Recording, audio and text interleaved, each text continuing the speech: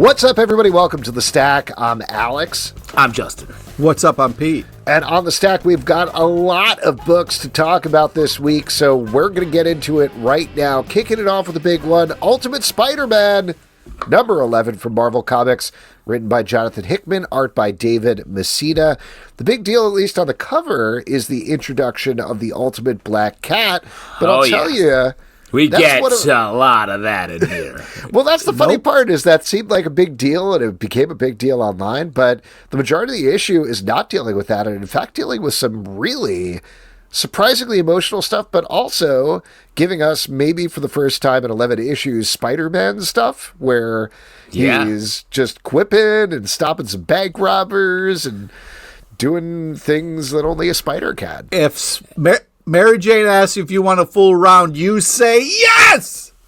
I mean, we learned a lot about this stack is going to be thick with superhero sex, and I can't wait to get into it. And in this one, Spider-Man takes a classic rain check, something we all do in our regular lives, right, everybody? Well, not to jump ahead, but we are going to be talking about Spider-Man Reign 2 later in the stack. And if we know anything, when Peter Parker fools around with Mary Jane, he kills her. Right, dude? Wow. That's not cool, man. That's very anecdotal evidence, Alex. I wouldn't hold that too close to I mean, reality. It's part of the story. It's part of the story in Spider-Man Reign and very Reign 2. In this comic, it is strange that Black Cat is so heavily featured because we get a moment in here where it's like, remember what you did to Black Cat? And he's like, yeah, I don't know. And I was like, what? I don't know. I don't know. Yeah. Yeah. And then we see Black Cat a little bit later, and I'm like, I want that story. I love Black Cat. I want to know what the take is here. But in general, this book is good, and it touches the emotional points we want. We get the most Peter Parker, Mary Jane stuff that we've had in a decade. Years, yeah. Mm-hmm. Which I is have nice. to like this. I'm legally obligated to like this. I will tell you what. I mean, this is spoilers for this conversation. I thought this was a phenomenally written and staged conversation that they had in the middle of this book between Mary Jane and Peter. The stuff with Mary Jane and Peter about the relationship and being scared about him being Spider-Man was really good.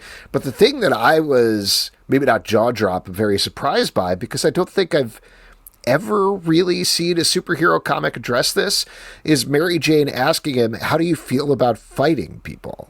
Yeah. And I was like, oh, yeah, that's cool. Right. Yeah, this is, and it was a very realistic reaction you get from him. It's a question that we should be asking all the time about these superheroes so they get powers. I just thought it was very You punched smart like 10 people tonight and beat the shit out of them. Are you cool with all that? And especially Peter Parker portrayed as a very sensitive person in every iteration. Like, I thought that was great. And another thing about this universe that is allowing us to examine sort of stated continuity that we never think about very much is the ticking clock. Like this here, where this Peter Parker Mary Jane conversation, they have this conversation a million times in the continuity, and every time it's like Mary Jane's like, I'm worried, and he's like, I think it's gonna be fine, and like it's just an ongoing low level stress for us the readers and those characters to be dealing with. The fact that we know it's fine right now, but it's going to get much worse as this clock of the Ultimate Universe is ticking down is really exciting. It makes the stakes actually live. And not to mention the conversation we have at the end of the book between Peter Parker and Uncle Ben. Yeah. Justin's a sucker for a ticking clock. Like, he loves it. Man, you ever look at a clock? It's always moving. Oh, man, we're constantly losing time, man. It's just crazy. Yeah. Or finding time. Ooh. You ever thought of it that way? No. Look what I found. No. It's time. Oh. Wow. Anyway, this book is great. The art is great. Why don't we move on, since we have a lot of stuff to talk about with the question. We should move on. All Along the Watchtower, number 1 from DC Comics, written by Alex Segura, art by Cian Tormey. This is front and center of the new all-in continuity, where the question is the security chief on the Justice League's Watchtower. In this issue, we find out how that came to be, and also she's thrust right into the middle of a mystery in terms of what is happening in the Watchtower. Somebody is attacking it. The Justice League doesn't know why, and she's got to find it out. I was really impressed with the amount of different tones and ideas they went through this issue, that it's a setup issue, but you are getting emotional stuff set up at the same time, particularly with Renee Montoya and Batwoman who shows up here. Yeah. There's a good mystery. There's action. I was expecting, given Alex is behind this, for it to be more straight up noir on a space station. But no, it's a superhero book, first and foremost. I really enjoyed this. But I will say, I think the part of Alex Segura's sort of canon I would highlight here is the fact that he's a novelist. Mm-hmm. Like, this feels very novelistic in a way I was super excited about. I love Renee Montoya in this position. I love that character. The way we're sort of looking back at like being rejected from being a cop.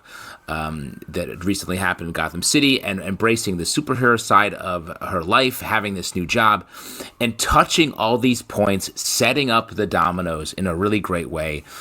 And the art was fantastic as well. I think to put a pin in this idea of someone who guards the Watchtower and having it be Renee Montoya's question is so good.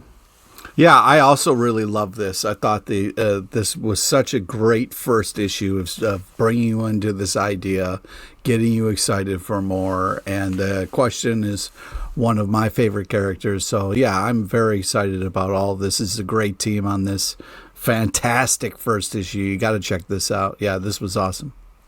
The Rocketfellers, #1 from Ghost Machine and Image Comics, written by Peter Fellers. The old Rocketfellers. Well, look who we got here, the Rocketfellers. Written by Peter J. Tomasi, art by Francis Manapul. This is kicking off another universe for Ghost Machine, the Family Odysseys universe. We've been to Hyde Street, the horror universe, Rook Exodus, the Rook Exodus universe, and the Unknown universe, which is the things that Jeff Johns has been doing for a while now with those various characters. So this one is supposed to be like kind of all ages friendly, focusing on family stuff. And here we're kind of getting like, what if the Jetsons, but serious, and they went back to 2024? I think that's interesting. Kind of I pinned it on Lost in Space. Oh, yeah, that's probably a better cup. But because I also think Fantastic Four is a good comp. I think all of these are in the air of this book. Kind of give me a Swiss Family Robinson vibe a little bit. There we go. Swiss Family Rockefeller. Yeah, I was getting a little Flowers in the Attic type thing going on. Oh, no, definitely that's not nice. that. What about just any family? Just family? You ever thought this reminds you of a family? Oh, yeah, I could see that. Let me ask you this. How many other titles are being launched in the Family Odysseys imprint, you think? We have a lot? There's one they've announced, Hornsby and Halo, I think is the name of it. Nice. Nice. Oh, yeah, we read something of that. But this, for it to be all ages, there's a pretty tragic and very well done emotional moment in this book that I was like, oof. Yeah. Got me. Not cool. Spoilers here. But I thought it was cool. I didn't think it was cool at all. I mean, it was ice cold. It was ice cold. Thank you. Yeah. Don't kill off one of your best characters in the first issue. I mean, come on. Pete hates it when an older lady goes down. You can't kill off Grandma. Barely ever happens, too. She's just getting started. No, she's actually, Grandmas famously are not just getting started. They have 80-year-old recipes. Grandma, dude. I'm just saying, very few grandmas are just getting started. I like this. I like the action. Same. Francis Manapul always knows what he's doing there, particularly the stuff in the beginning when they're running away from the future, which we don't know exactly why yet, but we get an inkling by the end of the issue. I thought was well done. The stuff in the present, I want to see them play with a little bit more, and I think we will get that in subsequent issues. Yes. Because there's a lot that is happening here in this first issue, and we don't quite settle down with the characters quite yet, but I've read enough Peter J. Tomasi stuff to know he's really good at that, so I'm looking forward to seeing where this goes in the long term. I love Peter J. Tomasi, and the J stands for Justin Loves. So that's why I'm going to be on board with this. A little known fact. This is really, really fun, really like hit those emotional moments, and used the sort of looking back references that we named when we first started talking about this in a way that did not feel at all derivative, but felt pretty fresh. Yeah. Oh, you had something to say, Pete? Yeah, I had something to say besides the fatal flaw of killing off Grandma. And then they gave us a really interesting teaser, and again, spoilers, but in the future, everybody pays with things with severed eyeballs. So exciting to see how that all kind of unfolds. I'm investing heavily in that. That's my crypto. Smart. You know what I mean? Start saving them now. I got my eye on them. Oh, boy. Wow. Teenage Mutant Ninja Turtles X Naruto #1 from IDW, written by Caleb Goellner, art by Hendry Prasetya. Per the title, this is mixing up the TMNT and Naruto. And I'll tell you what, one of the things that I was thinking about, I'm going to tell you something. And I think we talked about this here on the show before, but I think crossovers are obviously a tricky thing to do because if you know both of the properties, we were talking about this with TMNT Masters of the Universe, right? And how there's you got these check boxes of, oh, you did that thing, that's the things you want to see. Right. I don't know anything about Naruto, zero about Naruto. So Same. Coming into this was a harder lift for me than usual with this sort of crossover, particularly because it's very leaning towards the Naruto side instead of the TMNT side. Don't think it's bad, but it was just, I spent a lot of time being like, what are these guys? What's going on? Wow, really? What's happening? Pete, what did you think then as a Naruto guy? I was curious to hear what you thought. Yeah, so at first I was a little bit harumphy like you were, Zelbatron, where I was just kind of like, all right, I like both of these, but it doesn't mix well in my head. I was pleasantly surprised and won over by the end. I thought it was a cool kind of tease at the end. I also, usually Teenage Mutant Ninja Turtles aren't so bright and kind of colorful, so it was kind of interesting with the masks and stuff that they had on. So I was pleasantly surprised by this and then won over by it. So I was skeptical, but then very happy by the end. So I felt like they did a fun job of kind of mixing these two things and getting interesting kind of choices being made. Although for the Turtles to put a mask on, that's a mask on a mask. You know what I mean? You're double masking there, which logically Batman does that all the time, though. Okay. I mean, because the mask, the bandana, technically just covers the eyes. Like, it's not a full mask. It's still a mask, dude. I mean, that's what It doesn't Zoro hide wears. your identity. That's It's a like wearing mask. sunglasses. Mm-hmm. I mean, I'm beginning to suspect those teenagers might be turtles, but I'm not sure because of the mask. I can't quite tell. It's hard to tell. I couldn't figure out who they are. Yeah. Who won't these guys cross over with, these turtles? What's your relationship with Naruto, Justin? Flirtatious? They're always big hits at the con. So many people dress up, and it's Yeah, I've never gotten into any Naruto. You've never checked it out. You've never been like, hey, wow, Isn't I'm on Naruto the a Cartoon ramen Network. brand? I've definitely had that. Nice. Yeah, I'm sure that's related to this. Oh, no, it's a ramen restaurant here in New York. It's good. I will say, I really head like the art in this issue. I thought the turtles especially were drawn with real, they were sized, they were bigger, and they felt more intimidating to me. Mm-hmm. Yeah. And Pete, as a nunchaku expert, something you talk about almost constantly for some reason, is it nice to see that? Yeah, Chuck, here? what's up? I throw the chucks around. I've never seen you chuck, and I've known you for so long. You talk about chucking, never seen you chucking. Oh, I'm chucking, bro. Can we insert a video here of you just straight chucking? I'd love to. How much send it to nunchuck us. could a Pete nunchuck if a Pete could nunchuck chuck? Well, if a Pete could nunchuck none, Ooh, now that's prove it. Yeah, that's good. Prove it.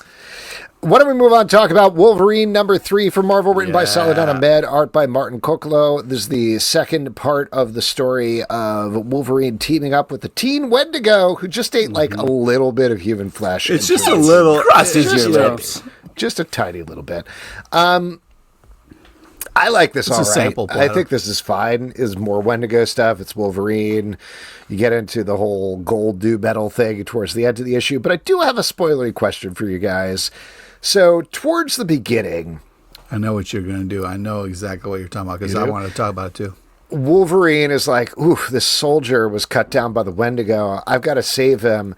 You know what I should probably do is I should bleed inside of his body to give him some of my healing factor to help him heal. Wolverine's powers don't work like that. Well, here's the thing. It's true. He even talks about it. It wasn't to make him heal. It wasn't to heal his wounds. It was to try to combat the Wendigo infection. Okay. So that he wouldn't become another one. His infection would fight that. Do you infection. think Wolverine's blood cells, do they have like little claws? Like they're going through the bloodstream of that guy and there's like little Wendigo blood cells and they're like, snicked. Tiny little snicks. I'm the best there is at what I do. Oh, wow. I mean, that sounds enjoyable. I'd love to go to the micro level to see that all go down. I think that'd be really fun. But yeah, the answer is no. That was a weird moment in the comic where if that guy could have lived or died, it really wouldn't have mattered. Like we had more story to tell. So it was weird. You had a different problem than I did. Yeah, you were like, let that dude die. I was just like, why do we care about this guy? You know what I mean? Like it's nice. Wolverine's a hero. Like tie off his wounds, address his wounds, cool. But then like cutting yourself open and being like, you know what? Sometimes bodies need blood, and I'll just throw some blood on this. It feels to me like it's a idea the writer had, obviously, but like it's an idea where they're like, ooh, I've never seen Wolverine's powers look like this. Why don't we try that? But I feel like it's another one of those slippery slopes with Wolverine's powers where I always go back to Mark Millar taking a sentinel and stamping on Wolverine until he was a skeleton and then growing back from that. And it's like, that's too much, man. If we now are adding in, he can bleed into people and heal them, stop. He has too many things already. Well, that really reared its head in the Deadpool Wolverine movie. I was like, they can't just constantly... We're talking about the perfect movie that was made? What do you mean? I think the Academy will recognize it as such. Yeah, me too. What I was going to say, though, is he was, to answer both your questions, he was saving that soldier not to just save that guy's life. He didn't want to have to fight another Wendigo. Because for whatever reason, Wolverine's always on Wendigo patrol. He crosses the Canadian border, and some fucker's eating human. And he's like, here we go again. I actually think it was something different. Sorry to interrupt you, but I think he was doing that because the whole theme of this arc is he still an animal, right? So he's showing, I'm not an animal like the Wendigo, who also is not totally an animal, by helping this soldier, by trying to help his fellow man. And on the back end of the issue, he's like, doing breathing exercises with the Wendigo. I was like, what? Is this how that works? The whole thing was like taking some very standard Wolverine storytelling things and doing different things with them. Mm-hmm. It was nice, though, because sometimes you just need that reminder to breathe. You know what I mean? You get all worked up. Yeah. You know what I mean? That's why I read Wolverine comic books. Yeah. Yeah, that's when I breathe. Chillax. But that's how I breathe. Do you think, when was the last time you guys were in Canada? Is there just loose human meat around? Why is everybody eating human up there? It's a bunch of cannibals. There were so many. And is it Wendigo is just when it gets cold, man, you got to make some weird decisions when it gets cold. I believe they call them Timbits, if I remember correctly. I haven't been back. Yes. Then I'm into that. I like they're bits. They're bits of a guy named Tim. No, I got it. Yeah, I got it. Milestone is what he's saying. Milestone Universe, The Shadow Cabinet #1 from DC Comics, written by Joseph P. Illidge, art by Darryl Banks and Atagun Ilhan. This is bringing together a bunch of threads from Milestone titles that have been running over, I believe, the past couple of years. And here we're getting the Shadow Cabinet of the title. The main character, Icon, is battling some shadowy forces, though maybe joining some shadowy forces as well. This is another universe that I just do not know enough about, the Milestone universe, but I enjoyed this anyway. I really liked what they did with the main character. She was intriguing, and I think if you haven't been reading, there's a lot going on here. There's a full solid page of recap right at the beginning, but once you get over that and all the talk of like, wait, Brainiac was attacking them and what's going on, you actually get a pretty intriguing story about this main character fighting against forces that are much bigger than her. Yeah, I agree. This was fun. This was really cool. I also liked how we got to kind of ride with different heroes and, spend some time with them, kind of get to know them and stuff. So that was great. Yeah, I think this was a cool, and I also like the kind of call to action. I felt like it kind of organically happened nicely in the story. But yeah, cool characters, great kind of issue. I thought they dealt with a lot of different stuff in cool ways. So yeah, it was super cool that they did this. Excuse me, there's so much universe here, and I feel like they're able to touch on it and weave it in a nice way. I definitely want more of this. This feels like the launch of a full line, and it's really just one book, and it's a 4-issue series. So I hope it feels like they're just going to use every panel of this book to really put these characters. Well, I think they specifically said online that they really need people to buy this book so that they can do exactly the thing you're talking about, which is like blow out the Milestone line again. So yeah, like you're saying, they're putting everything on the table here. Yeah, so it's good. Pick it up. Barstow, #1 from Dark Horse Comics, written by David, Ian McKendry, and Rebekah McKendry, art by Tyler Jenkins. So this is essentially about a woman who is going to the small town of Barstow to investigate some stuff, but there are weird, batshit, insane, disgusting things that are happening pretty much around every corner. Particularly, Tyler Jenkins' art here is disturbing in exactly the way you want this kind of title to be disturbing. So I was very impressed by that. As the first title I read in the stack, I was like, wow, coming in hard on this. It is, I really enjoyed it, unsettling and horrifying throughout and in surprising ways in each moment. Yeah, this is creepy as shit. Art it makes it even creepier. Amazing art, though. But it really kind of adds this kind of extra layer of creepiness, but kind of tripped out, beautiful kind of moments in this kind of creepy, insane world. So, yeah, pretty neat. Ice Cream Man, #42 from Image Comics, written by W. Maxwell Prince, art by Martín Morazzo. Now, if you are a frequent listener or watcher of the show, you know we love this book. Yes. Except for the last issue that we were like, yeah, it's okay. This is the first time in 41 issues where it's like, it's okay. Wait, what? Yeah, the Bond issue. I wasn't there for that. No, you weren't. That was me and Pete talking about it. We were like, this one was all right. Blew it. We did. But I think, if anything, they were holding their breath for this issue, which is a provocation of an issue, purposefully looking inside what Ice Cream Man is and its place, not just in the comic book sphere, but also in the world today through the lens of a family moving into a horror house. But there are also break-ins for the real world, not least of which W. Maxwell Prince at a comic convention citing issues of Ice Cream Man in this issue. Ridiculously impressive throughout. I'm skirting around spoilers. I don't know how much we want to get into it, but I think some really pointed things to say, not just about the world, but how we talk about things in the world and how we react to them, but also why we go towards horror. So a lot of ideas and thoughts going on here. Also, this is the first issue with a warning label in the front. I mean, I was like, hey, you should have put this in from the beginning. They're dealing with real world stuff and showing I think when this issue touches reality in a way that I think they were concerned would be surprising and unsettling. I think they're less concerned about like, oh no, ice cream spider monsters than school shootings. That's all I'm going to say. Yeah. Well, spoilers. But yeah, it deals with some real scary next level stuff and also the reality of some things for sure. I definitely thought it deserved the warning label. I was just like, you've already scarred me. It's just kind of crazy this late in, you throw a warning label on it. But this was intense on many, many levels. It constantly is impressive how creative this is. It's just... I mean, I have no idea what I'm ever going to read when I open up an Ice Cream Man, and it's horrifying in all the best ways. This continues to impress, but also just be extra fucking scary, but also hilarious and disturbing. I mean, the part where the doctor is operating, and spoilers, but I want to get into this one. The ice cream man. Yeah, is operating.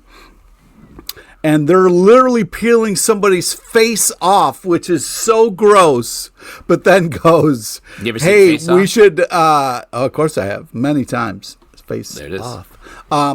It goes to the dog who is assisting this operation, dog standing on its hind legs, and says, hey, next time we should remember to get anesthesia. And the dog writes down in his notepad, woof. I just was dying of laughter. Now, Pete, how did you feel about the fact that they were operating on a grandma? I did not like that, obviously. And it's an auntie, how dare you. But, like, Jesus. Older auntie, though. Yeah, sure. But, I just, it's disturbing, it's hilarious, it's creative, it's weird, it's magical, it's a lot of things that this comic accomplishes, and it's pretty damn impressive, is what it is. I mean, all of these things are true about this. We're fully in the bag for this great comic book work. But this issue made me curious, and we've talked to W. Maxwell Prince about it, but like how he approaches this. Like this feels like a emotional response to the world. Like he's trying to write horror stories, but the real horror that I think he confronts and a lot of us confront every day is the real world and the news that we read and the things that are happening. And so he's like, okay, if that's a truth, how can I make my story about that? A horror story. His book is always horror, but I feel like this was like, I need to talk about the real horror. So he comes in and he starts to inject reality in little places he paces out perfectly. Injects reality while following like a classic standard horror trope. And it's just so smartly like moved down the line. Real reality really makes us lean in. Interesting. The horror trope keeps pulling us along because we know what it is. We're ready to be in that story. And then he punches us 3 times. And I would argue each punch hits. It's hard. That's so hard to do, to have something where the pattern is set and you're doing a similar move 3 times. I think each one hits in a really impressive way. I just thought this was a titanic book. You don't have to read anything else. Pick this book up if you want to feel something about life. Well, and also I'll throw out there, I know, again, we're sort of like jumping around exactly what happens in this book, but this is the sort of story that you could only tell in comic books because the way it works, those punches are because of the page flips. That is very 100%. Specifically how it works. I'm curious to see if they're able to hit it the same way when they move it into trade, if the page, the way the pages are laid out is any different, but that's how it works. Like, this is the kind of experience you can only get in a comic book. Don't miss this issue. Why don't we move on to a little palate cleanser with Venom War? It's Jeff, #1 from Marvel, written by Kelly Thompson. Come on. Curry Hairu. Now, the first 2 It's Jeff issues were all collections of the Marvel Unlimited comic, but this is an original story actually set during the events of Venom War. And I was fully expecting, my son actually asked me, because he loves the It's Jeff comics, he was like, oh, do I need to read any of the Venom War stuff before I read it? And I was like, no problem. You don't need to. They're not going to tie it in any way. But nope, it legitimately takes place in the middle of Venom War with Jeff the Land Shark. Did your son read it and then call you stupid for saying that you were wrong? He does that anyway. Every day he wakes me up, flicking me on the eyeball, and he's like, hey, stupid. On the eyeball. Tell him to save your so eyeball, much. man. That's how you pay things in the future. You're going to need that eyeball. Anyway, I thought this was great. Very fun, very funny. Great use of Venom and symbiotes. And as it turns out, you don't actually need to read anything with Venom War, even though it does actually tie into it. Great issue. But I will say, I love the character choices here outside of just the Jeffness of it. Really fun. And the Gurihiro art continues to be excellent. Yeah, this is just such a fun book and such a cool palette palate cleanser. We read so many intense, comics. This was just so nice to kind of lay like, oh, let's just hang out with Jeff and have some fun. And it's from intense to untense. Yeah, and I love the, spoilers, but, he's done being Venom. He's like, I'm just going to roll Venom up like a yoga mat and just get on with my day. Hilarious. Great stuff. Definitely pick this up. Give this to everybody in your life. Wonder Woman number 15 from DC Comics, written by Tom King, art by Daniel Sampere and Kari Randolph.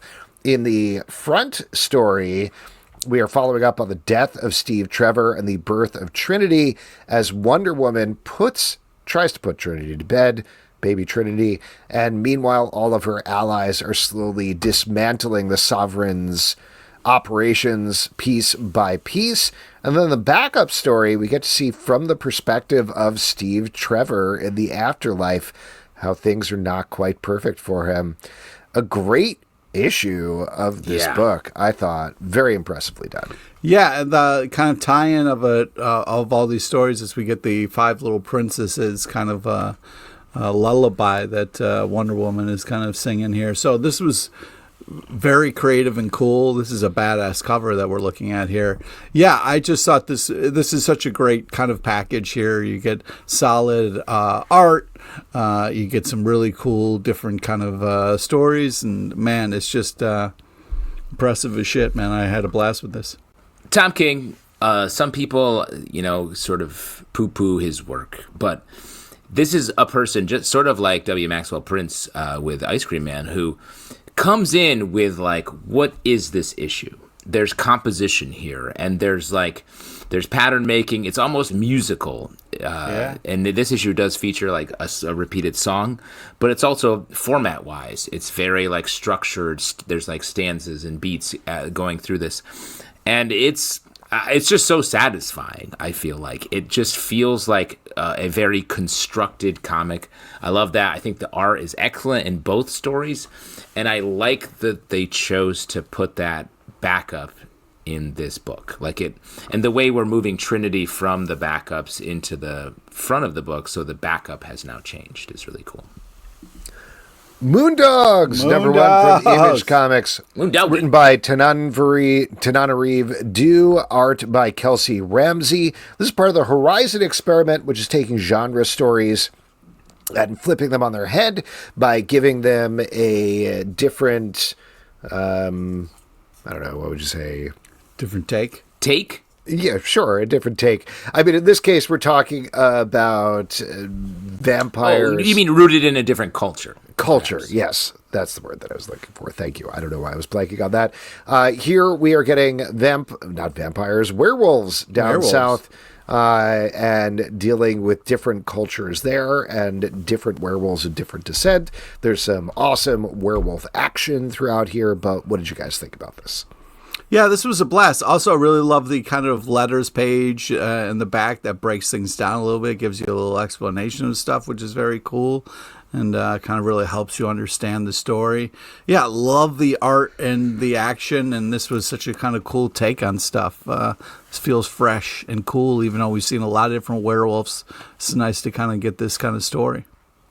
Well, and like what I have really enjoyed about this Horizon experiment stuff is we get these fully formed ideas, and we get one big story in that world, and with so much promise going forward if they do choose to make more of any of these. And this one is a great use of that genre. There's a lot of like family stuff here, but it's not just like, hey, this family's werewolves. Like there's a lot of elements that are added to it, besides just sense of place, taking place down in Miami and southern Florida. You get like the family, the culture that has sort of made their ability to control their werewolf state a little bit is really interesting. Like there's just a lot of additive to the genre here, and it was cool. Batman and Robin, Year 1, number 2 from DC Comics, written by Mark Waid, art by Chris Samney. In this issue, Samney.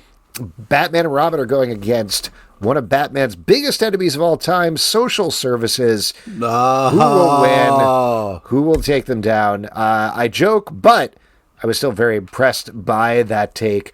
Mark Waid continuing to find ways in the second issue of humanizing Batman and having him and Robin figure out their partnership together. Plus, as Pete shouted out, you have amazing Chris Samnee art throughout. Yeah, I mean, just to kind of start there, the Chris Samnee cover, sick, bro. Just fucking sick, dude. I love it. And yeah, you get a ton of great Chris Samnee art throughout the whole thing, which is great, not just the cover. But yeah, this is an intense ish, man. Robin's not behaving, Bruce is not happy. He's out of control. You gotta shut this kid down. Yeah, people are getting upset. So yeah, this is an interesting kind of take. I mean, you guys love being parents, so this is you've got to feel very seen. You mean as Batman, you're talking about you as your two dads? No, yeah. I'm talking about the fact that you raise children and hopefully make them raised you up, right? You're talking about you. Nope. I'm not talking about me. I'm talking about the children. By the way, Pete, thank you for this. Thank you for the saw you got me on Father's Day. It was really amazing. Yeah. And I also want to thank you for the saw you got me on Father's Day. Oh, yeah. Great. That's fun. Doing a 2-for-1 on the saws. I'm using a lot. I'm cutting different boards in half. Oh, that's cool. 2x4s. Yeah, 2x4s in half. Even Bruce Wayne struggles. I started a band, so it's nice to see. Oh, he got you a handsaw? Like a wow. That's nice. See, that's right. We're two dads. I'm Alex trying to playing a handsaw. Talk about the actual comic here, though. So this is important, Pete. This is important. And here's a lesson, Pete. Don't interrupt. So I just think that You're even welcome, if Batman struggles raising children, I love you. It gives hope for all of us. You know what I mean? I love you, son. And the cat's in the cradle and the little boy Pete and the man in the moon, Alex. I'm gonna be coming home soon. I don't know the lyrics to any when song. you coming home, son? I don't know when. We'll read some comics then. I mean, Mark Waid, Chris Samnee, you gotta read it. 100%. If you're a fan of Batman the animated series, the Orig, this is the closest thing you can get right now. The Orig. Speaking on the recent cartoon as well, closest to that you can find in the real world. So definitely check this out. In the real world. Sorry. The real world, Alex. Yeah, what can you find in the fantasy world? Just real quick, just lay crazy that out. cover. I don't like this cover. Your dreams. Spider-Man Reign 2, number 5 from Marvel by Kare Andrews. In the final issue, there is a showdown as Peter Parker is back in the future with Miles Morales and the younger Black Cat that they've been tagging along with. And they're taking it to the ultimate villain that, of course, we've been facing down all along, the Kingpin. And a bunch of other things happen throughout the issue. And there's some twists and turns. Kare Andrews is a iconic artist who has done some amazing things. Yes. What do you guys think? I agree. Oh, well, interesting. That was more of a statement than a prepared statement. Okay. This cover is really fucked up. And a great example of some interesting things that Zelbatron was talking about. Yeah, I mean, this is better than Spider-Man Reign 1, I would say. Oh, I'd hard disagree with that. Well, I didn't have to look at anybody's junk, but this was barely a junk. It was a doodle of junk. It was a junk doodle. Well, anyways, at least you have doodle junk, Pete? I thought it was. What's sweet your favorite comic book of all time? Venom. I thought it was sweet how Venom saved. What is your Peter favorite Parker. comic book of all time? I thought it was interesting that Venom saved Peter Parker in this, so I was happy with that choice, even though there was a lot of fucked up shit going on in this comic. So I can understand why you might not like it, Zelbatron, but I don't know. I just felt like the shock value of showing cock and balls is not really a good storyline. But whatever. My favorite comic book of all time. You know the answer to this. Why do you ask? I'm just saying, imagine your favorite comic book of all time, but there's one tiny little penis in it. Does that ruin the entire thing for you? Good point. I don't know. Watchmen. Because we not recently, it was a couple of years back, but we reread Spider-Man Reign, and I think all three of us were like, oh, that was better than I remembered, because the only thing I remembered was Spider Penis and him killing Mary Jane. Yeah, with his that's the radioactive part semen. that what drove me I nuts. still don't like those parts, but I do think there is a story, as we talked about when we revisited the first Reign, that does come through, even though it falls apart a little bit at the end of the series. This was a mess throughout. Well, it's a bit of a messier story across the board. Like, there's just a lot of extra factors in it that don't really add up to what you want.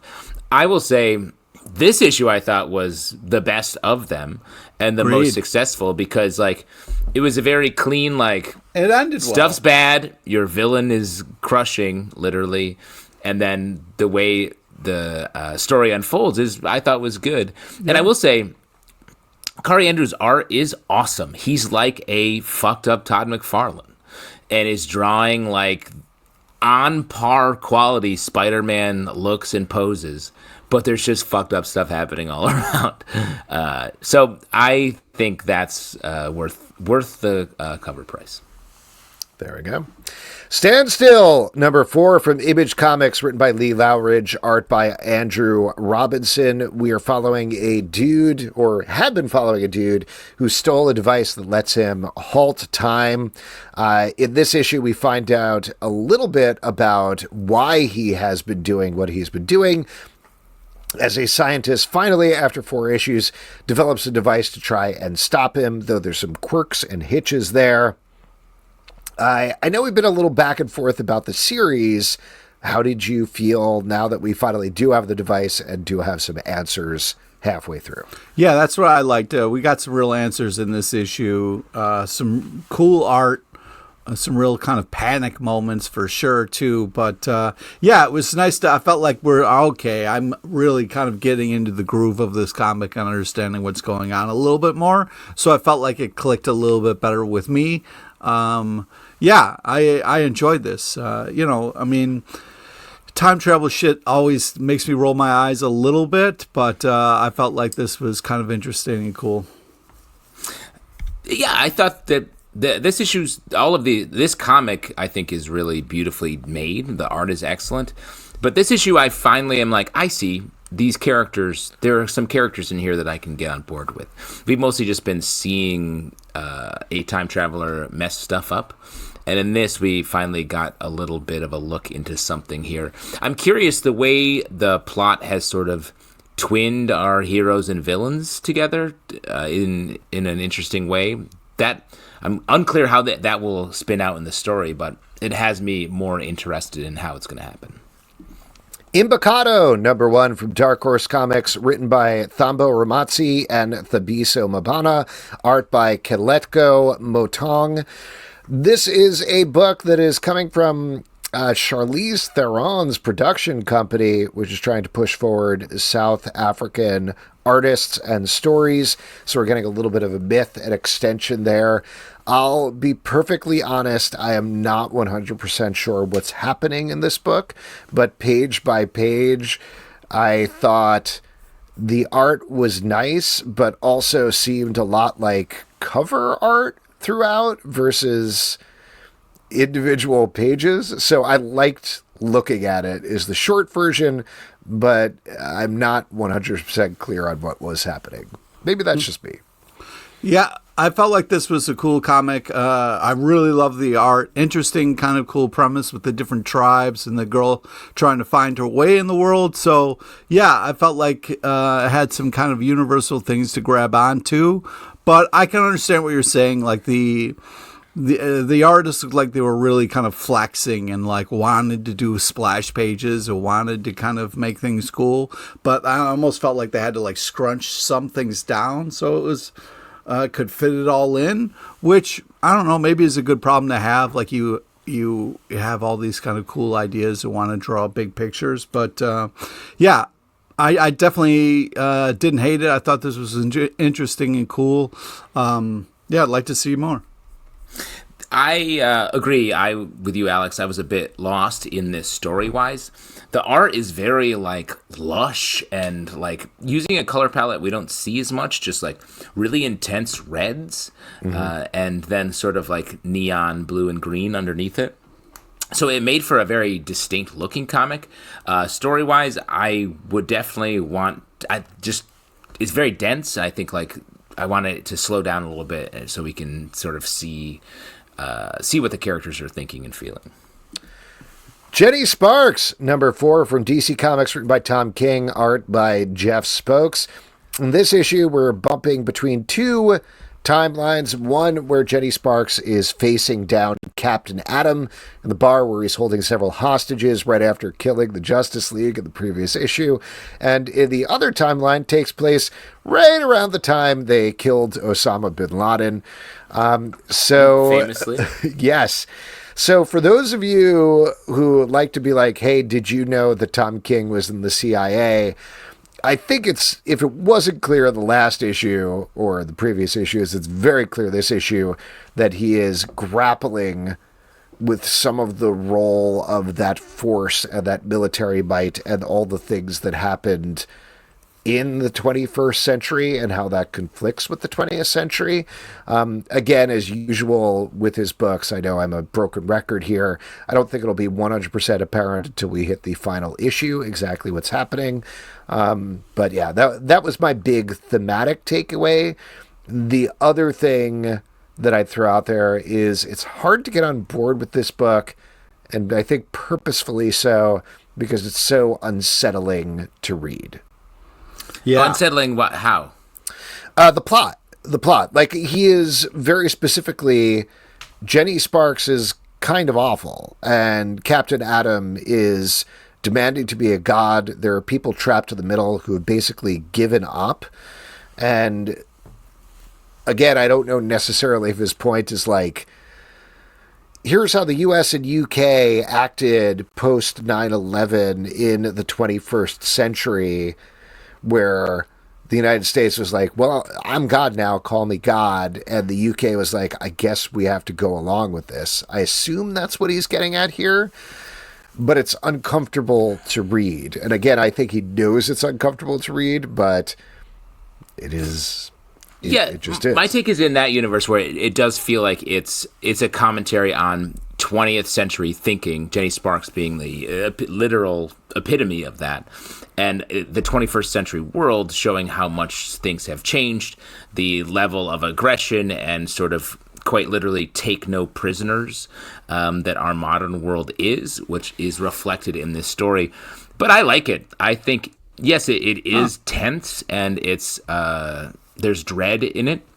I think the art is excellent. I think just the panel layouts are awesome. I like the characters. I like the jumping back and forth between the 2 timelines.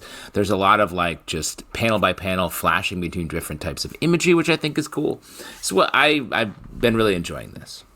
Wow. That's really different. I the opposite. I did not like this at all. I just the smoking lady, I don't know what the fuck, and I'm not sure. You must hate the 20th century, which Good is where point. you're from. Where you're from.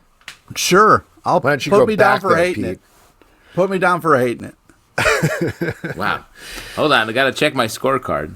Pete hates... I have so many centuries you hate, including the 20th now? Yeah. Holy shit. The only one you like is the one where the Teenage Mutant Ninja Turtles traveled back in time to. The thing that I'll agree with you on is the art is great. I think the art. I was about to ask what the name of that movie is, but it's Teenage Mutant Ninja Turtles Back in Time, right? Yep. I believe it's Turtles in Time, isn't it? Turtles in Time. There we go. That's the game that I played and was very easy.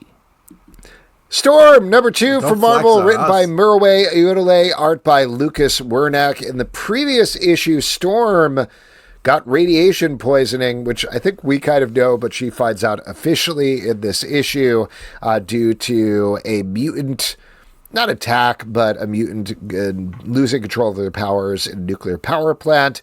And if you love ticking clocks, Justin. Yeah, come on. This one right ticks here. fast. It does. And I'll tell you what, I love this issue. I thought this was better than the first one.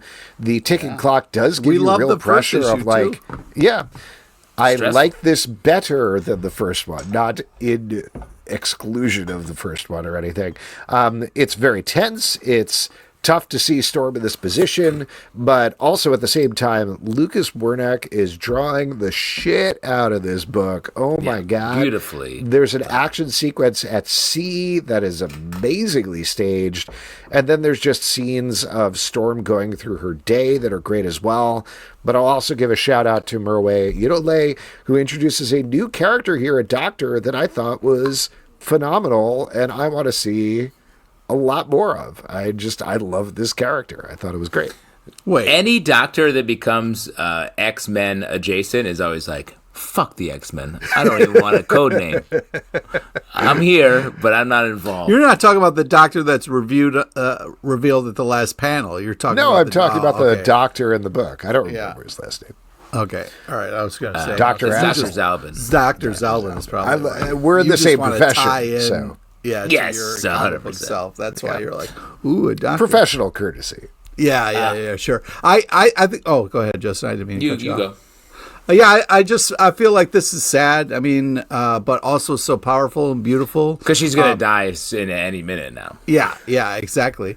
And I mean, if you guys had one day left, what are you going to do? I think it's an interesting kind of choice to play out here with Storm. So I thought it was very kind of cool to see what she would pets do some with dogs. this. If you had one day left, what would you do? Pete? Geez, you got to go get a plate. I mean, that's for sure. I got to go visit the motherland, go back to the Ra-Cha-Cha, get myself one last How long plate. would it take you to get to Rochester from where you are right now? Pete, you can eat garbage anywhere. That's how dare you? Raccoons That's not do. true. Raccoons do. That's not true. I'd probably, I guess- on a similar topic, I'd probably just eat some human flesh to see if it turned me What? into a Wendigo. Oh wow! Like just to I would see. go have Wolverine bleed in my mouth or something. There you go. Smart. Try to heal up a little bit. 3 peas in a pod, I gotta say. Yeah. Oh, shit. I'm dying today. I have a dentist appointment. Well, I better make sure my teeth are good. As I said, I just got to work out my gravestone, get it locked in ahead of time. As I said, I've called my last words for many years now. It's going to be, watch this. And then I do a trick of some sort and die. Ooh. Just like Storm, in this comic, which her trick is just being a good comic. Excellent stuff here. I agree with you. The art, I think, is really shining here with just following her. She go about her day. That just so happens to be one of her last days, potentially. Love the reveal at the end of the book. Yeah, me too. Geiger, number 8 from Ghost Machine Geiger. Image Comics, written by Jeff Johns, art by Paul Pelletier. This is part of the unnamed universe from Ghost Machine, just to bring it back to what we were talking about earlier. And Geiger, the radioactive man, and his squire end up in a community that has managed to stave off the apocalypse, but as usual, we've read these books before, we've seen these movies and things, there's still something a little bit wrong with it that they find out by the end of the issue, and then things go even more wrong. I continue to say that I think this book has finally really hit its groove. Like, this is very Walking Dead, Last of Us, etc. in terms of, found in a community, it goes bad, but I don't know, it works, and it gives a nice contrast with Geiger. Justin, you've been the Geiger denier for the most part, so I'm curious to hear I'm what the you thought Geiger about this counter. one. I mean, is Geiger Jeff Johns' Spider-Man? Oh, What do you mean by this? When I was reading this, I was like, it feels like the pattern is Geiger shows up. He's like, this sucks. It's like a sour Spider-Man. He's like, this is bad. And then he sort of fights a little bit. But I mean, Geiger just walks away from shit constantly. Mm-hmm. I feel That's how like he survived all So these how years. is he Spider-Man? because just the pattern of action feels like Jeff Johns is like, this character goes through these paces all the time. And so he is constantly like, man, my glowing ass is mad. And then he's like, I'm going to put away my rods and walk out of this situation. Yeah, exactly. Spider-Man. The other way that he's Spider-Man, is that he has a crazy rose gallery of goofy-looking fuckers trying to kill him. Yeah. Like this, the So Rogues I'm just Gallery in this curious. issue. I know we just started doing the show. Have you read any Spider-Man comic books? Are you familiar with Spider-Man the has a radiation situation. So does Geiger. It's the same thing. Okay, that's literally the first thing you've said that's been similar to Spider-Man. No, but the actual point I'm making is Geiger's in a comic book, and so is Spider-Man. Spider-Man. Spider-Man is a pattern of action where it's like, I'm just trying to get by. I need to make money. I need to make all of my family happy, and I'm always late. Geiger has that same amount of details, and we just keep seeing him go through those paces over and over again. I think it's and more like the a Rogues Western, Gallery. It's more like a Western, though. It's more like the man with no name going from town to town and encountering the same thing over and over and being like, I can't help you. I just got a drink. Well, I'll help you a little bit. I think that's true. The Rogues Gallery is what made me also think of Spider-Man, because he has like a literal Sinister Six that is chasing him in this comic. And I will say, also I think he is the flag in the ground character for the larger story. 100%. I get that. And to back up what you're saying a little bit, I don't know if you guys know this, but Sam Raimi, when he was originally casting Spider-Man before Tobey Maguire, he wanted Clint Eastwood. So it actually brings those ideas together really well. I think we're all saying the same thing. Yeah, 100%. Particularly Pete, who said nothing so far. Yeah, he's like, I don't want to be a part of this. Yeah, it's weird. But yeah, I continue. That's to why enjoy... you're our Black Bolt, Pete. Your words have such power, so you save them. Thank you. Yeah, I think Geiger for me continues to be very enjoyable. Love me a curmudgeon. Also, I'm a sucker for a two-headed dog. So yeah, this hits a lot for me. Does it affect anything for you, Pete, that when he goes radioactive, you can see his body below his costume, which means you're probably looking at his penis in the book? That's right. Cool, man. Thanks for pointing that out. And Pete, we should go shopping together, because I'm looking for a dog with two assholes. Titans number 17 from DC Comics, written by John Layman, art by Pete Woods. In this issue, the team is taking on Clock King, one of Justin's favorite villains. What's up? The Clock King situation's out of control. I opened this book and I was like, how is this guy here too? Wait, where else was he? He was in such a big part of. He's been around. He's just around a lot lately, and now he has actual time shit. It's just like he's like the Spider-Man. The fact that he's DC on a universe, I gotta say. Yeah, thank you. Yes, all I see is Spider-Man. He's been amped up with powers because of absolute power, so now he can kind of control time, and he wants to suck the Titans' brains or something like that. But I will say, I thought there was a neat bit of bumping up Donna Troy in this issue, which is necessary if she's going to lead the team. I was a little iffy on the first issue of this all-in run, but I was a little more sold here, personally. Yeah, I think this is a fun issue. Titans versus the Clock King here. Fun twists and turns, great art. Love the ending reveal. So yeah, this is definitely enjoyable. I mean, I wasn't as pissed off as Justin to see the Clock King kind of sucking brains, which is a great way to get time back, by the way, in case you're ever wondering. What is it? You love a countdown clock, but you don't like the Clock King. I was just going to say, I love a ticking clock, but this guy unticks the clock. Don't fuck with the clock, dude. Can't do that. He's clocking.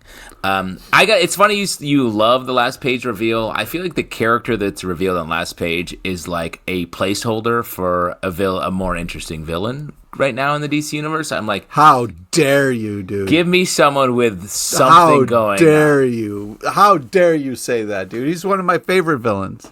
Cool. What's interesting about him?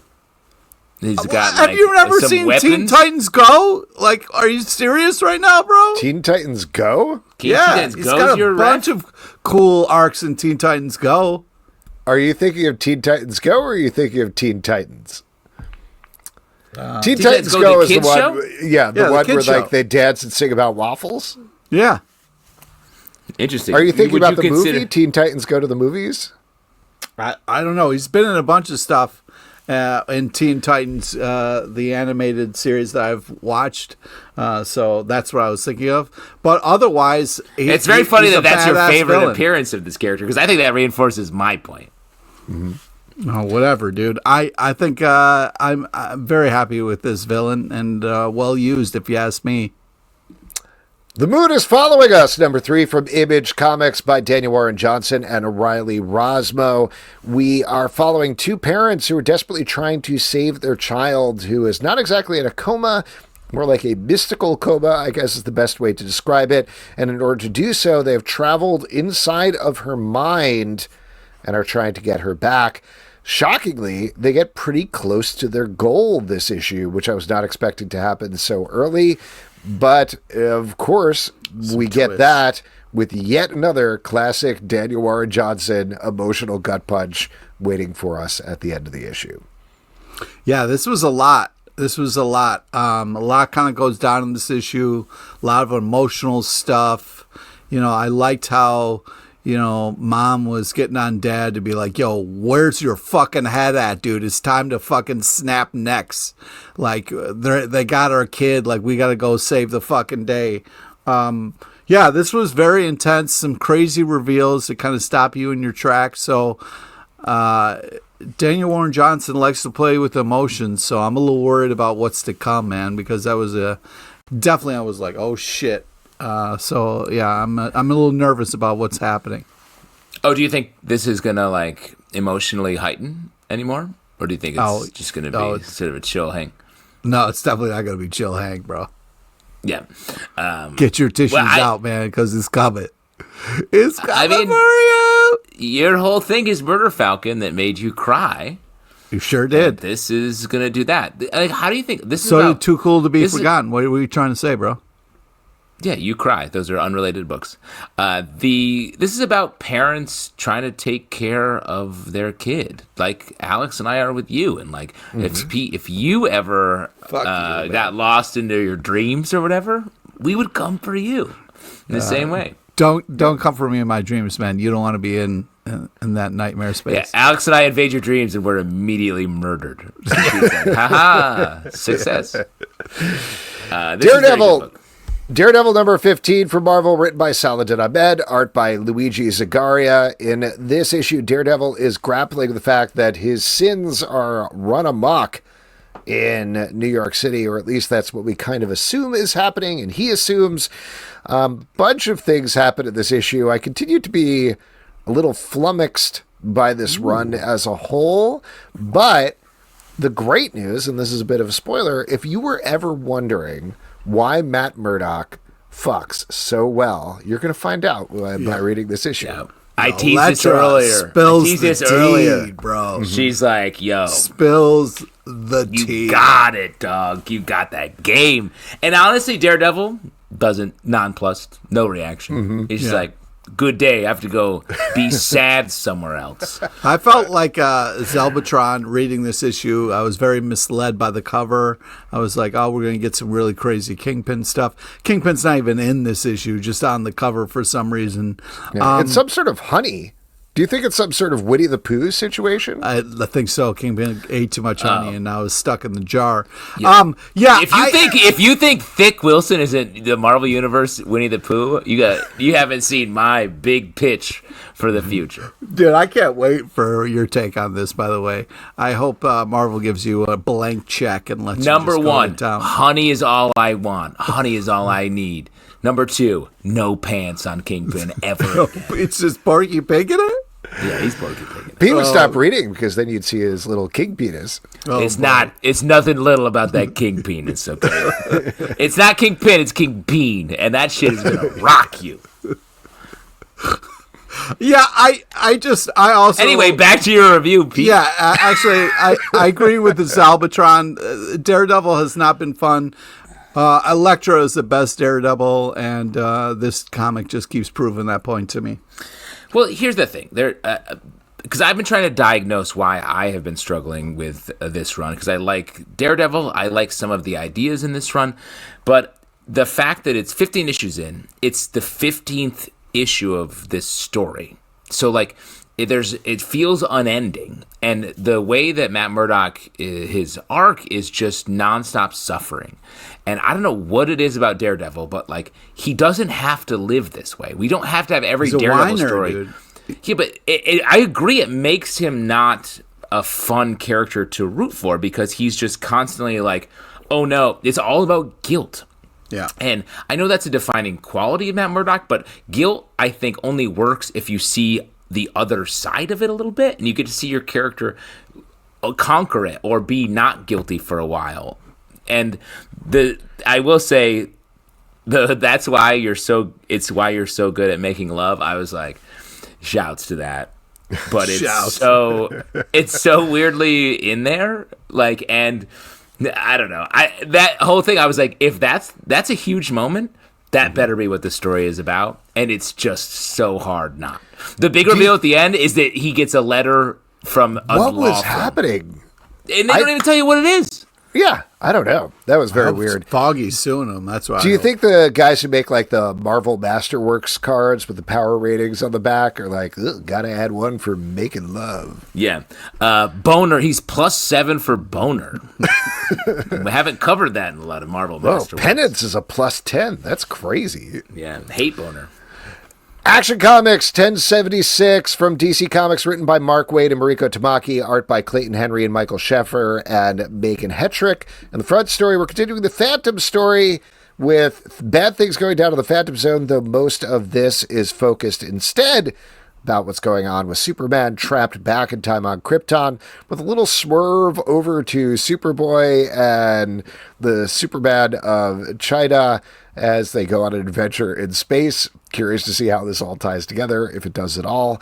And then in the backup story, we've got Supergirl. Yes. Dealing with a prisoner. You love this backup story, Pete. I do love this backup story. I think the backup story is what makes this comic worth it right now. I'm just having such a blast with this.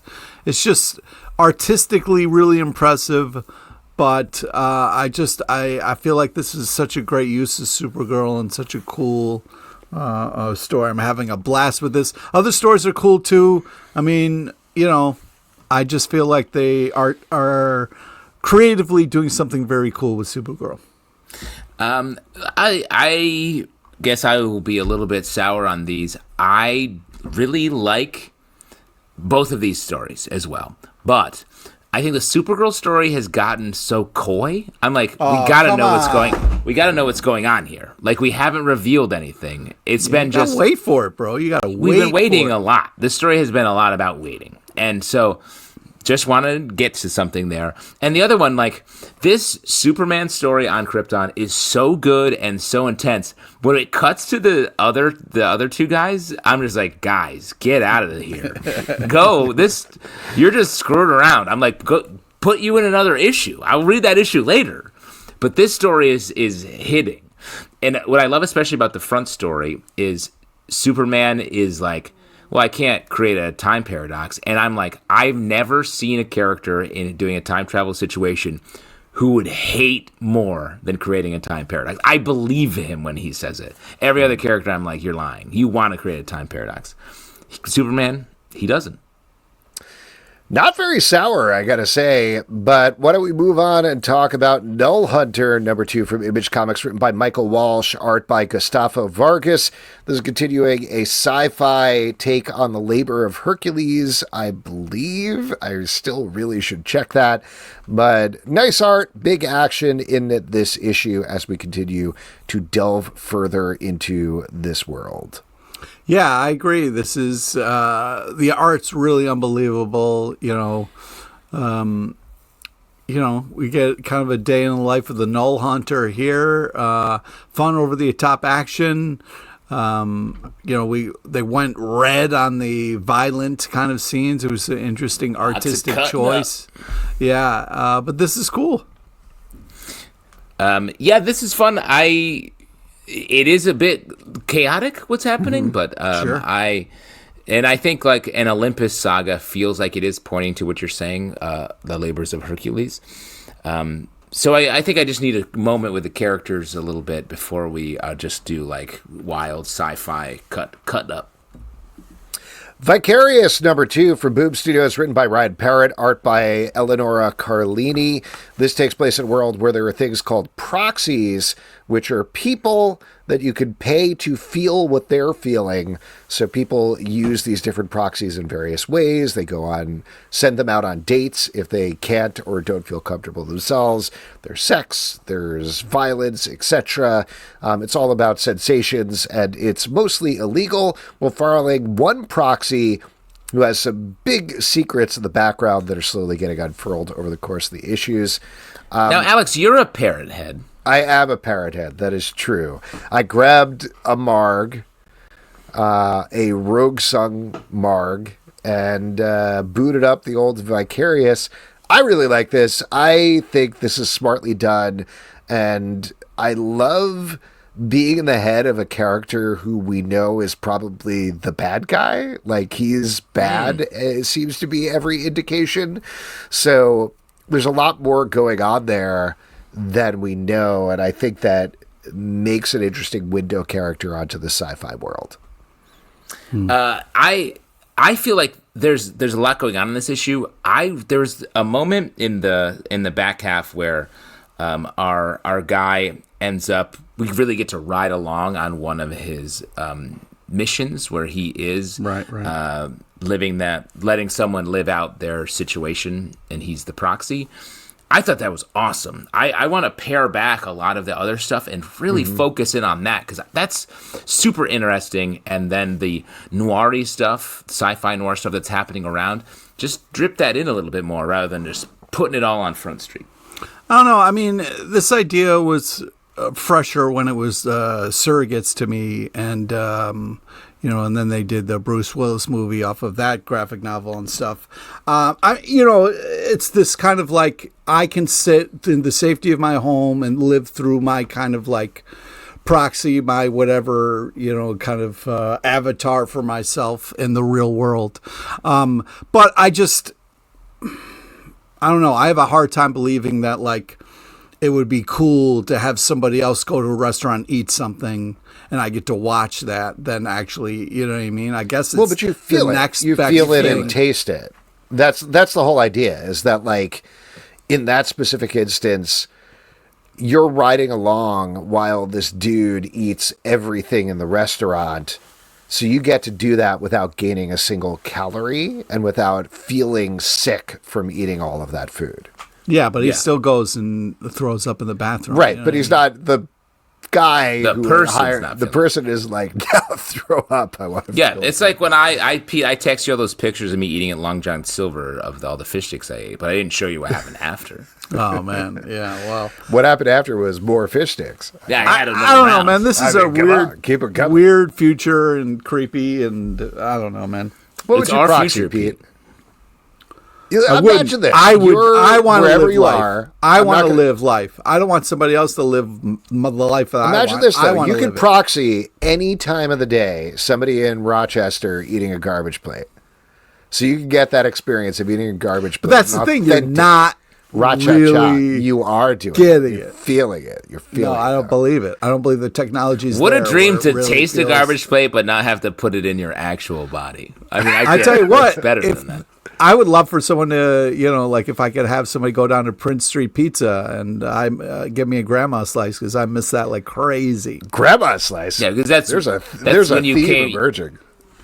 Yeah, Pete loves grandmas in any capacity. Human slice. Yeah, that's when you came to New York and visited as a tourist for a week, right? I'll do it. Don't threaten me with a good time. No, I'm saying that's the only time you tried that pizza. Yeah, what did you think of visiting New York, Pete? Did you like the city? Do you think it's someplace you'd want to live sometime? Yeah, if you only had the balls to move here. Been there, done that. You're not a New Yorker. No, you're not. Coming for a weekend doesn't count as You're a Yorker. We're New Yorkers.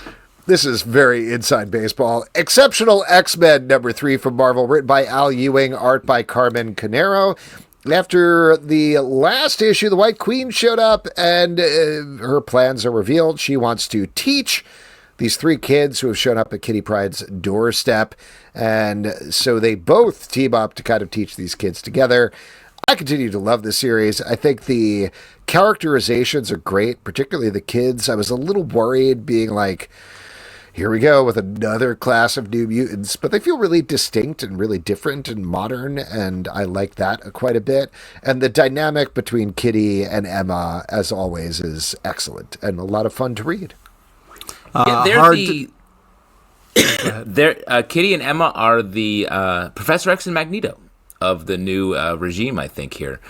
And we're seeing that played out pretty specifically. Kitty, less of a believer as Charles Xavier from back in the day. But White Queen, perfect nemesis for her. They can throw punches, but also get along a little bit. I agree. I like the characters here. I think this is a fun book. Yeah, this is not fun. The title is very misleading. It says Exceptional X-Men. All they do is fight the whole fucking time. That's nothing exceptional about that. So, I just think that Sorry, are you talking in a mirror right now? I can't quite tell. Yeah, you're looking at yourself. Yeah. The Ice Queen is not enjoyable in this issue. White Queen, and also not a good leader and shouldn't be put in charge of things. So, great art. Ice Queen sucks. White Queen is her name, and also weird. Why do you hate this specifically so much? You just don't like White Queen. Yeah, I mean, I don't like to see infighting in books. It's not enjoyable. It's every comic. Let alone, I don't know, the past hour and 15 minutes of this podcast. Yeah, it's every comic and our podcast. Don't make it meta, dude. Don't make it weird. Too late, man. House of Slaughter, number 27 from Boom Studios, written by Sam Johns, art by Letizia Cadanici. This is a spin-off of Something is Killing the Children, and we're kind of focusing on, not exactly two trains here, but we're focusing on a bunch of stuff going on in the House of Slaughter with some various characters that we've been following all along. And this is much more mystical, I would say. I don't know if that's exactly the right word, than Something is Killing the Children. Some interesting stuff going on here. Mostly, though, I think I've said this before, but Letizia Cadanici is such a great companion artist to Werther Dell'Edera over in Something is Killing the Children. It just really feels of one piece. Oh, yeah. Well said. Oh, thank you. Yeah, this is just artistically impressive as shit. A lot of fun, cool reveal at the end. This continues to rock. We're kind of getting people talking about different kind of philosophies and styles, kind of butting heads in this issue. And then, I don't mean to spoil it, but the wrist eyeball, very crazy. Yeah, I'd love an eyeball in my wrist. Really? What would that see? I do think I like this. You can maybe look around corners if you reached your arm on it a little bit, but nice. I like this as well. I sort of want. I feel like there are a lot of trains running, and I want there to be one main train and a couple of side trains. And it feels like we just have trains running all in different directions. Yeah, that's how life works, man. A lot of trains. Just trains. Okay. Yeah. Convert, number 4 from Image Comics, written by John Arcudi, art by Savannah Finley. This is the final issue, I believe, of this title. Certainly seems like it. As our main character killed, I don't know, best way of explaining it is the god of the land of this alien planet last issue, and now he's dealing with the fallout of that. And one thing that I thought was very neat about this issue, beyond the art, which is very dreamlike, very like a little bit Mobius without the detailing. But I really like that part quite a bit. But I like the fact that they're playing off every part of the title, that it's convert, like he's converting to be part of this society, but he also converts things into other things. And he is a convert to a religion. And there's multiple things going on in the title that I thought were neatly played out, particularly through this final issue here. I agree. I enjoyed this. It feels like it got really plot heavy, and then it sort of dispersed out in this into more of an art book. And that's not a knock. I actually really like that. But I did think we were going to get some larger plot hit at the end. But very cool. This was a fun read, and we've said this, but if you're a fan of Sovereign's Reign, Scavenger's Reign. Scavenger's Reign. Yeah. The animated show. Definitely read this book. Yeah, the art is both gross and beautiful and very interesting. It's kind of trippy but deep and amazing. So, yeah, this continues to be interesting and impressive artistically. Where Monsters Lie, Cul-de-sac #2 from Dark Horse Comics, written by Kyle Starks, art by Piotr Kowalski. This is the sequel series following a bunch of communities where serial killers, straight out of the movies, live. In our B plot, I guess it's our B plot, we're following a bunch of folks who escaped from the last series and end up in a cannibal community. But the main plot is following our maniac cop as he is being forced to go on a kill with some of the serial killers. You may not be surprised to learn that he turns the tables on them by the end. But I love this series. It's dark, it's gruesome, it's so funny, it's so well observed about horror tropes throughout. Great stuff. Yeah, shouts to the cul-de-sac wordplay there. Really nice. But there's a lot of great jokes throughout this book and a lot of great just knives going into people. Mm-hmm. If you're a fan of that, you're going to love this book. But really fun, really gory. This top of the stack, I think. Shout outs to Princess Stabby Pants. You know what I mean? Mm-hmm. Yeah. Shout out to her. Moon Knight, Fist of Khonshu, #2 from Marvel, written by Jed McKay, art by Alessandro Capuccio. There is a new drug on the streets, and it's literal fairy dust. Moon Knight is trying to shut it down, but there's some other forces that are trying to shut him down at the same time. That's all I got. Go on. What did you think? Go off, Kings. Yeah, this is fun. We got a lot of different Moon Knights here, which is a little weird, but, 8-Ball's there, and he's a jokester. He's got some fun one-liners here. Interesting reveal at the end. I don't know, man. I like Moon Knight, and this seems insane, but I also am having a good time. I agree.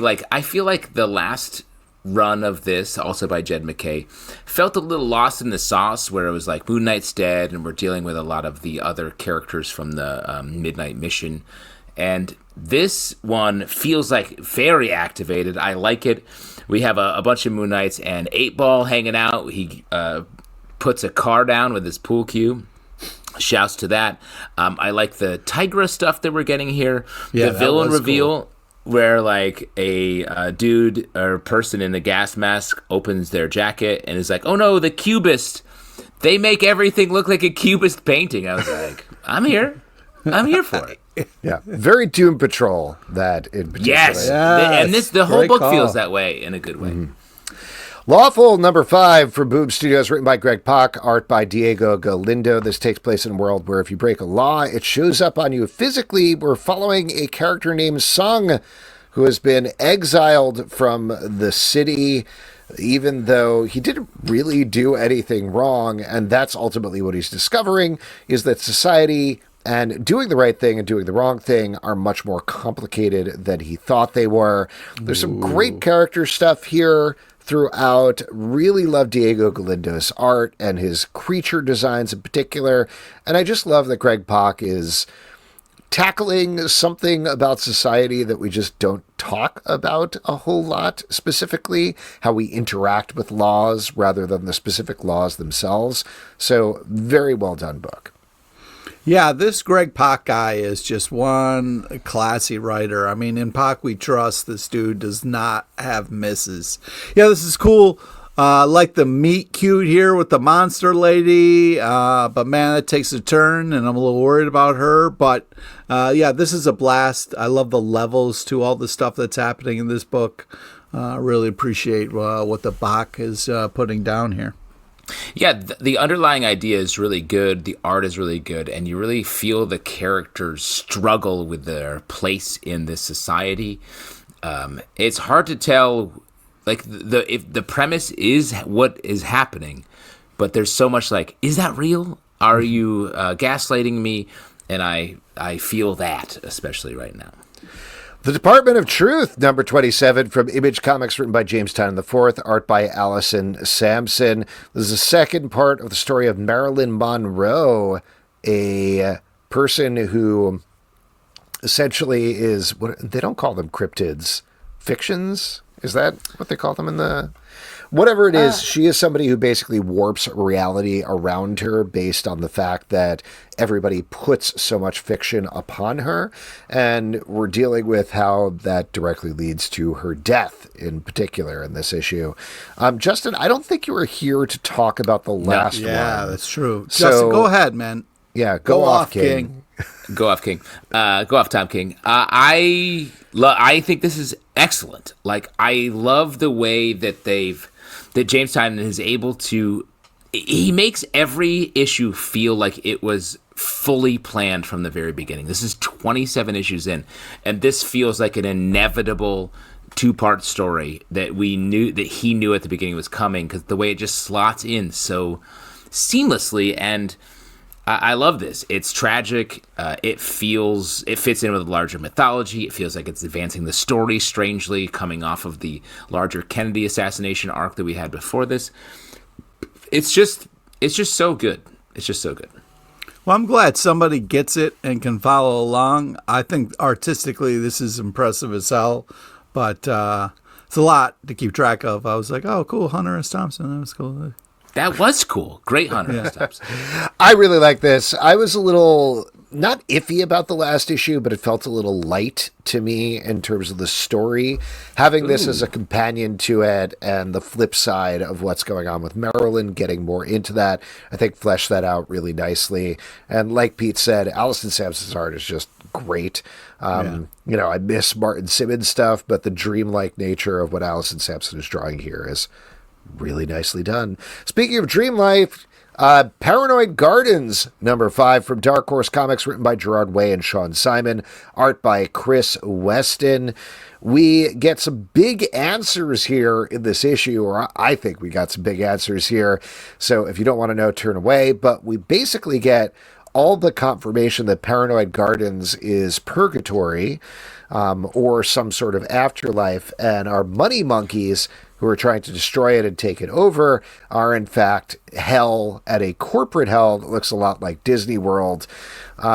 This blows out the concept of the book in a big way throughout here. Yeah.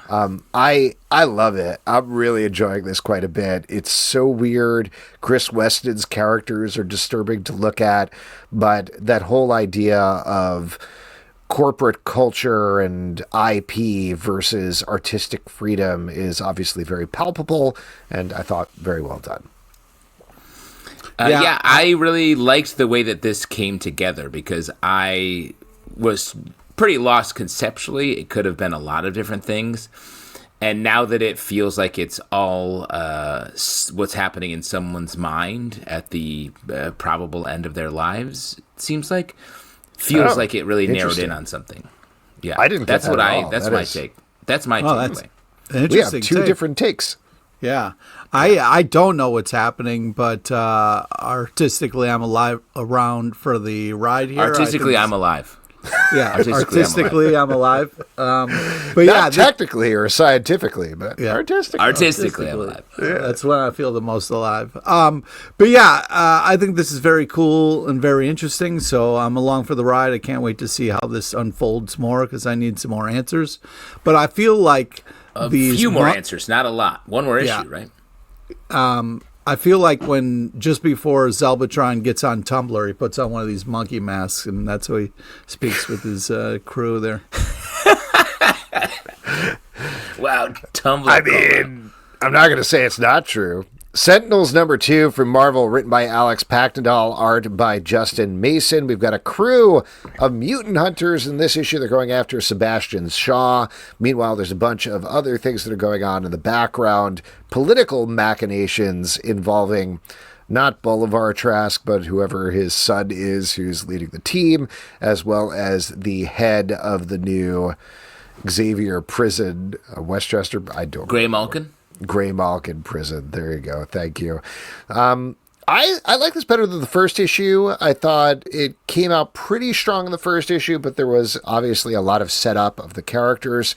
Now that we have that out of the way, they could explore their relationships more, which I think played out very nicely here.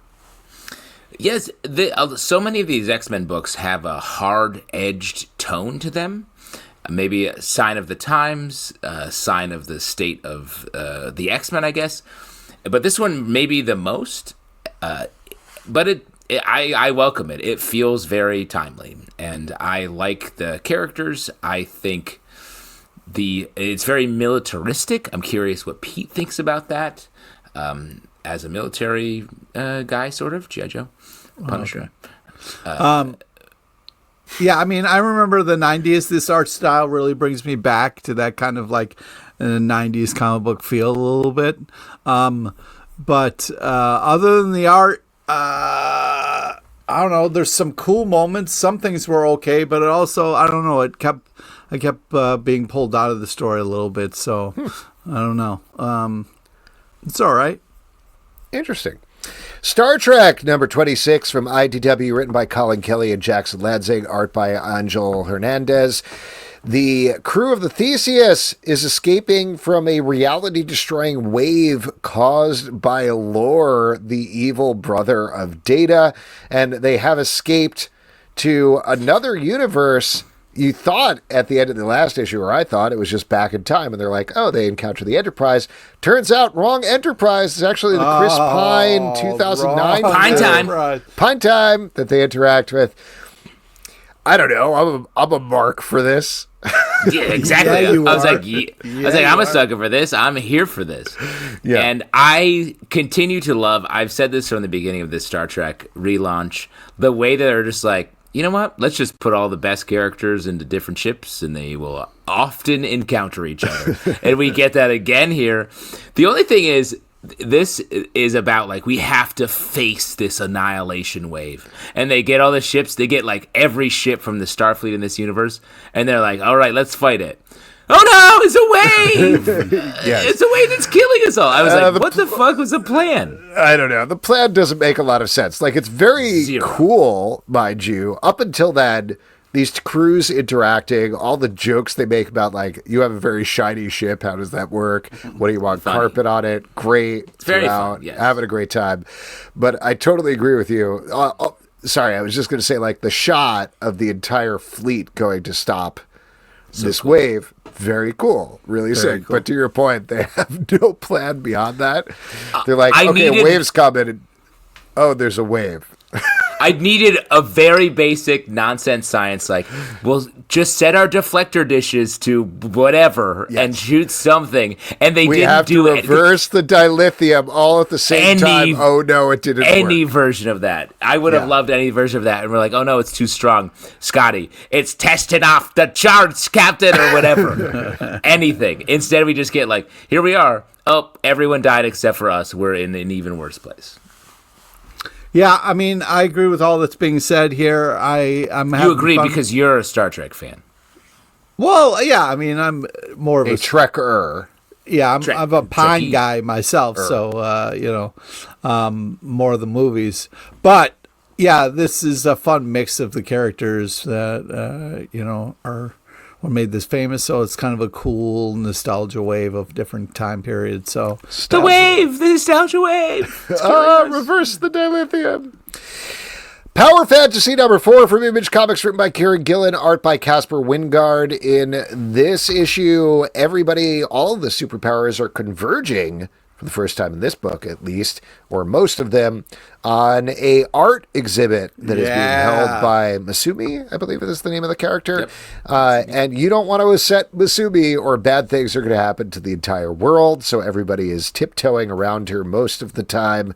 This is an issue that we talked to Kieran Gillen and Casper Wingard about back in New York Comic Con, so you can listen to that interview. Great issue, as always. Justin, I know you were pretty hyped about this, so take it away. Huge fan. The way that this comic just portrays superpowers in a more realistic, real-world way is really smartly done. It's it refreshes, I think, my sense of superheroes in the world. And this issue did just a great job of that, exploring the nature of creativity and how power upsets the dynamic of getting people to respond honestly to you is a major part of this book, or this issue. And these characters are all super interesting, and we keep switching between them, and that just shows how powerful all of them are, that they're able to do that without missing a step. Yeah, I really agree with everything Justin said there. This is creatively impressive as shit. Artistically, it's also quite beautiful and impressive. But I also just want to give a shout out to the rage the artist has, and say that was nice. There we go. Last book to talk about, Seance in the Asylum, #2 from Dark Horse Comics, written by Clay McLeod Chapman, art by Leonardo Marcello Grassi. In the first issue, we had a medium come to an asylum, hold a seance there. As part of a plan, horrible idea as a part of a plan to try and cure the patients through spirits. Goes horribly wrong, and it turns out that the head of the asylum had a very different plan for how this was going to go.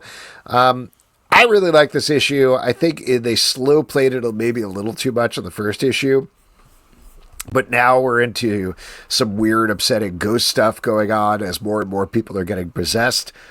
I like it. This is creepy as shit and very upsetting. I don't like it. It's healthcare, man. It's healthcare with ghosts, you know? That's exactly right. A seance is necessary. Real life healthcare is already scary enough. You know what I mean? Shout out. I don't want to get too political on this podcast, but highly recommend you get all of your ghosts to possess you before January. That's all I'm going to say. Wow. Whatever, Captain Woke. Dial it Capitan, in. Wow. Capitan Woke. Capitan. I just want to shout out that the first line of this comic is about patient Carlton Walters, born in Pulaski, New York. That's my region. Shouts to Pulaski. That's where we keep our garbage in the garbage and our plates in our cabinet. And it is a fun area. The rest of this book, little confusing, like the ghosts when they talk. And that is it for the stack. If you'd like to support this podcast and all the podcasts we do, patreon.com/Comic Book Club. Also, we do a live show every Tuesday night at 7 p.m. to Facebook and YouTube. Come hang out. We would love to chat about comic books, Apple, Spotify, Android, or the app of your choice to subscribe, listen, and follow the show at Comic Book Live on Twitter/X, Comic Book Club Live on TikTok and Instagram, comicbookclublive.com for this podcast and many more. Until next time, we'll see you at the Comic Book Club. Anyway, just to follow up, Pete, I need a dog with 2 buttholes because the puppy I have, one's not enough.